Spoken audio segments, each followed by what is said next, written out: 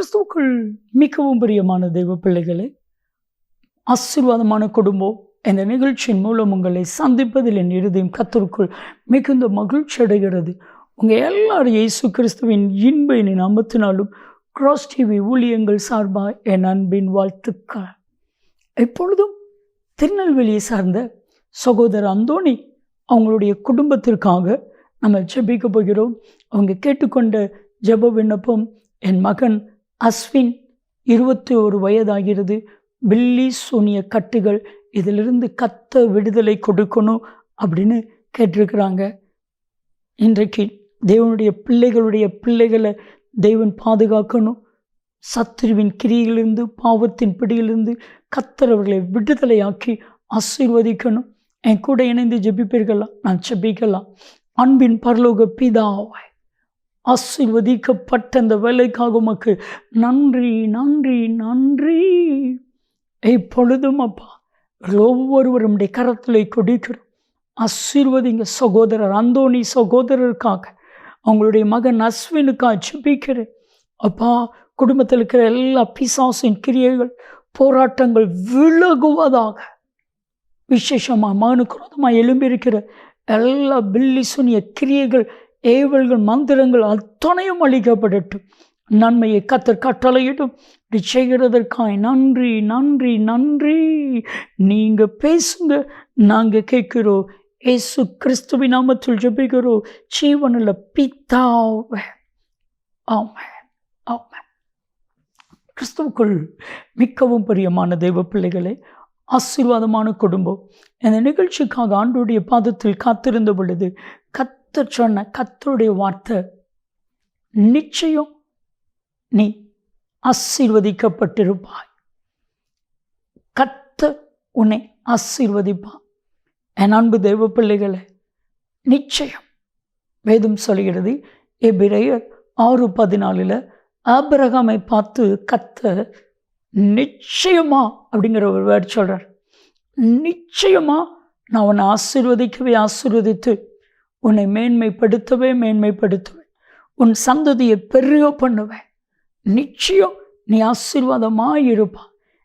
மனுஷன் நிச்சயம் அப்படின்னு சொன்னால் மாறிடுவான். சில வருடங்களுக்கு முன்பாக ஒரு நிச்சயதார்த்தத்துக்கு நான் ஜெபிப்பதற்காக அழைக்கப்பட்டிருந்தேன். கிருபையினால் நிச்சயதார்த்தம் எல்லாம் முடிஞ்சிச்சு. ஆனால் கல்யாண பத்திரிக்கை வரவே இல்லை. நான் கேட்டேன், கல்யாண பத்திரிக்கை கொடுக்கல? இல்லை பிரதர், அந்த நிச்சயதார்த்தம் நின்றுட்டு. நிச்சயம் இந்த மாப்பிள்ளைக்கு இந்த பொண்ணு தான், இந்த பொண்ணுக்கு இந்த மாப்பிள்ளை தான் நிச்சயம் பண்ணது உலகம். ஆனால் உலகம் நிச்சயம் சொன்னால் கூட அது நடக்காமல் போயிடும். ஆனால் ஆண்டவர் அப்படி அல்ல. நிச்சயம் உங்களை ஆசீர்வதிப்பேன் என்று வாக்கு கொடுத்துட்டாருன்னா நிச்சயமாக ஆசீர்வதிப்பார். அதில் மாற்றமே இல்லை. நீங்கள் ஆண்டவருடைய சத்தத்துக்கு கீழ்ப்படிந்தால் நிச்சயம் ஆசீர்வாதம். இன்னைக்கு ஆசீர்வாதம் இழந்து போவதற்கு காரணம் நம்மளுடைய கீழ்ப்படியாமை தான். நம்ம லைஃப்பில் நம்ம எவ்வளவுக்கு எவ்வளவு கர்த்தருடைய சத்தத்திற்கு கீழ்ப்படுகிறோமோ அவ்வளவுக்கு அவ்வளவு ஆசீர்வாதத்தை பெற்றுக்கொள்வோம். ஆதியாகமம் 12:2 ஆபிரகாமை கர்த்தர் ஆசீர்வதித்தான். சொன்னால், உன் பெயரை நான் பெருமைப்படுத்துவேன், நீ ஆசீர்வாதமாக இருப்பாய். ஆண்டவர் உங்களை ஆசீர்வதிக்கவே ஆசீர்வதித்து பெருகவே பெருக பண்ணுவார். பைபிளில் எனக்கு பிடிச்ச ஒரு கேரக்டர் ஈசாக். ஈசாக்கு எல்லாரும் விரட்டுறாங்க பாருங்க.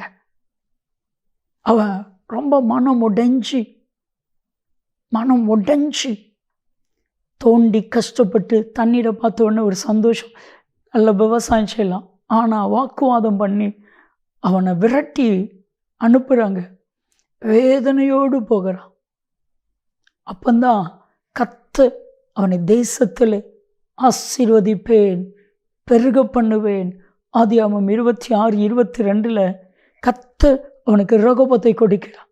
நிச்சயம் உங்கள் ஒவ்வொருடைய வாழ்க்கையிலையும் ரகோபத்தை கர்த்தர் கட்டளையிடுவான். ரகோபத்தை கர்த்தர் கட்டளையிடுவான். ஐ மீன், அன்னைக்கு ராத்திரியிலே ஆதியாகமம் 26:24 கர்த்தர் ஈசாக்குக்கு தரிசனமாகி, நான் உன் கூட இருந்து உன்னை ஆசீர்வதிப்பேன், நான் உன் கூட இருந்து உன்னை ஆசீர்வதிப்பேன். நம்ம கூட ஆண்டவர் இருக்கணுமே தவிர நம்ம கூட மனுஷன் இருந்து நம்மளை ஆசீர்வதிக்க கூடாது. நிச்சயமாக கர்த்தர் ஆசீர்வதிப்பான். ஒரு சகோதரருடைய சாட்சியை கேட்ட பொழுது என் இருதயம் அப்படியே சுக்குநூறாய் உடைந்தது.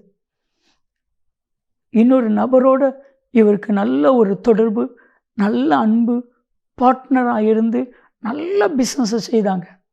ஆனால் அதே பார்ட்னர் இவரை நடு ரோட்டில் வந்து நிப்பாட்டிட்டு போயிட்டான். எல்லாத்தையும் இழந்து நிற்கிறார், எல்லாத்தையும் இழந்து நிற்கிறார். அப்பொழுதுதான் அவர் சொன்னார், ஏசு என் அருகிலே வந்தார், என்னை பார்த்து சொன்னார், நிச்சயம் நான் உன்னை ஆசீர்வதிப்பேன், நிச்சயம் நான் உன்னை உயர்த்துவேன், நிச்சயம் நான் உன்னை மேன்மைப்படுத்துவேன், நிச்சயமா ஆசீர்வாதமாய் நீ இருப்பான். என் கண்ணில் கண்ணீர். தெய்வ மனித மூலமாக இந்த வார்த்தையை தீர்க்க தரிசனமாக சொன்ன பொழுது நான் ஒன்றும் இல்லாத சூழ்நிலையில் இருந்தேன். படிப்படியாக கர்த்தர் என் கூட இருந்து என்னை ஆசீர்வதிக்க ஆரம்பித்தான். இன்றைக்கு என் குடும்பத்துக்கு எல்லாரை காட்டிலும் கர்த்தர் என்னை உயர்த்தி ஆசீர்வதிச்சிருக்கிறார். என் பார்ட்னரே என்னை பார்த்து ஆச்சரியப்படுகிற வண்ணமாக கர்த்தர் என் பார்ட்னருக்கு மேலே கர்த்தர் என்னை உயர்த்தி ஆசீர்வதிச்சிட்டார். என் அன்பு தெய்வ பிள்ளைகளே, உலகம் உங்களை கைவிட்டதோ, உலகம் உங்களை ஏமாத்திட்டோ கலங்காதீங்க. கர்த்தர் உங்க கூட இருந்து உங்களை ஆசீர்வதிப்பா. ஆண்டவருடைய சத்தத்துக்கு மாத்திரம் கீழ்ப்படிங்க.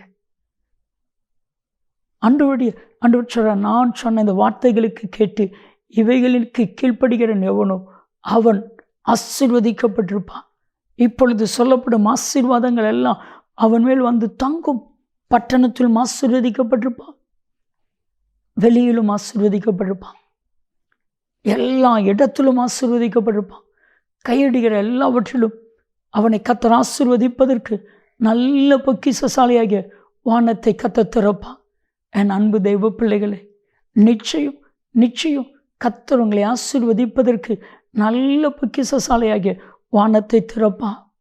நீங்கள் கடன் வாங்குவது இல்லை, கடன் கொடுப்பீங்க. மற்றவங்களை ஆளுவது இல்லை, மற்றவர்களை நீங்கள் ஆளுவீங்க.